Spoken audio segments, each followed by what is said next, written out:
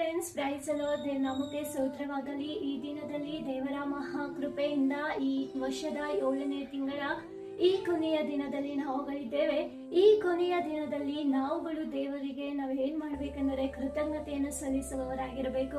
ಯಾತಕ್ಕಾಗಿ ಅಂದರೆ ದೇವರು ನಮ್ಮ ಜೀವಿತದಲ್ಲಿ ಅನೇಕ ರೀತಿಯಲ್ಲಿ ದೇವರು ನಮ್ಮನ್ನ ಅದ್ಭುತವಾಗಿ ನಡೆಸಿಕೊಂಡು ಬಂದಿದ್ದಾರೆ.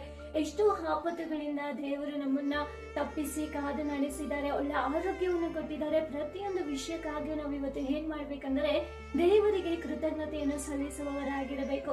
ನಾವು ಸತ್ಯವೇದದಲ್ಲಿ ನಾವು ನೋಡಿಕೊಳ್ಳಬಹುದು, 10 ಮಂದಿ ಕುಷ್ಠರೋಗಿಗಳು ಬಂದು ಯೇಸು ಸ್ವಾಮಿಯಿಂದ ಬಿಡುಗಡೆಯನ್ನು ಹೊಂದಿಕೊಳ್ತಾರೆ. ಆದರೆ ಒಬ್ಬ ವ್ಯಕ್ತಿ ಮಾತ್ರ ಬಂದು ಯೇಸು ಸ್ವಾಮಿಗೆ ಕೃತಜ್ಞತಾ ಸ್ತೋತ್ರಗಳನ್ನು ಸಲ್ಲಿಸುತ್ತಾನೆ. ಆತನು ದೇವರ ಪಾದಕ್ಕೆ ಅಡ್ಡಬಿದ್ದು ಆತನು ದೇವರಿಗೆ ಕೃತಜ್ಞತೆಯನ್ನು ಸಲ್ಲಿಸುತ್ತಾನೆ.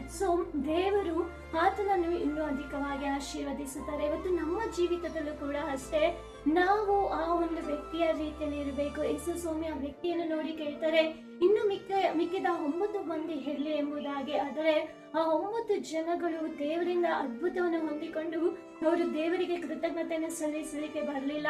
ಆದರೆ ಸಮಾರ್ಯದ ವ್ಯಕ್ತಿ ಆಗಿದ್ದಂತ ಒಬ್ಬ ವ್ಯಕ್ತಿ ಮಾತ್ರ ಯೇಸು ಸ್ವಾಮಿಗೆ ಬಂದು ಕೃತಜ್ಞತೆಯನ್ನು ಸಲ್ಲಿಸುತ್ತಾ ಇದ್ದಾನೆ. ಸೊ ಇವತ್ತು ನಾವು ಕೂಡ ಅಷ್ಟೇ ಆ ವ್ಯಕ್ತಿಯ ರೀತಿಯಲ್ಲಿ ನಮ್ಮ ಜೀವಿತದಲ್ಲಿ ಯೇಸು ಸ್ವಾಮಿ ಮಾಡಿದಂತ ಪ್ರತಿ ಒಂದೊಂದು ವಿಷಯಗಳಿಗಾಗಿ ಇವತ್ತು ಏನ್ ಮಾಡ್ಬೇಕಂದ್ರೆ ಕೃತಜ್ಞತೆಯನ್ನು ಸಲ್ಲಿಸುವವರಾಗಿರ್ಬೇಕು, ಸ್ತೋತ್ರವನ್ನು ಸಲ್ಲಿಸುವವರಾಗಿರ್ಬೇಕು. ನಾವು ದೇವರಿಗೆ ಹೇಳ್ಬೇಕು, ದೇವರೇ ನನ್ನನ್ನ ಈ ವರ್ಷದಲ್ಲಿ 7 ತಿಂಗಳು ನನ್ನನ್ನ ಕಾದು ನಡೆಸಿದ್ದೀರಾ, ಅದಕ್ಕಾಗಿ ಸ್ತೋತ್ರ ಎಂಬುದಾಗಿ ಹೇಳ್ಬೇಕು. ಇವತ್ತು ಎಷ್ಟೋ ಜನ ನಾವು ನೋಡುವುದಾದರೆ ಈ ವರ್ಷದ ಪ್ರಾರಂಭದಲ್ಲಿದ್ದವರು ಇವತ್ತು ಈ 7ನೇ ತಿಂಗಳಲ್ಲಿ ಕಾಣದೆ ಹೋಗಿದ್ದಾರೆ. ಆದರೆ ದೇವರು ನಮಗೆ ಈ 7 ತಿಂಗಳನ್ನು ಕೂಡ ದೇವರು ಒಳ್ಳೆ ರೀತಿಯಲ್ಲಿ ನಡೆಸಿಕೊಂಡು ಬಂದಿದ್ದಾರೆ. ಅದಕ್ಕಾಗಿ ಇವತ್ತು ನಮ್ಮ ಜೀವಿತದಲ್ಲಿ ನಾವು ದೇವರ ಸಮ್ಮುಖಕ್ಕೆ ಹೋಗಿ ದೇವರಿಗೆ ನಾವು ಕೃತಜ್ಞತೆಯನ್ನು ಸಲ್ಲಿಸುವಾಗ ದೇವರು ಖಂಡಿತವಾಗಲೂ ನಮ್ಮನ್ನ ಇನ್ನೂ ಅತಿ ಹೆಚ್ಚಾಗಿ ಆಶೀರ್ವದಿಸುವ ಆತನಾಗಿದ್ದಾನೆ. Thank you. God bless you.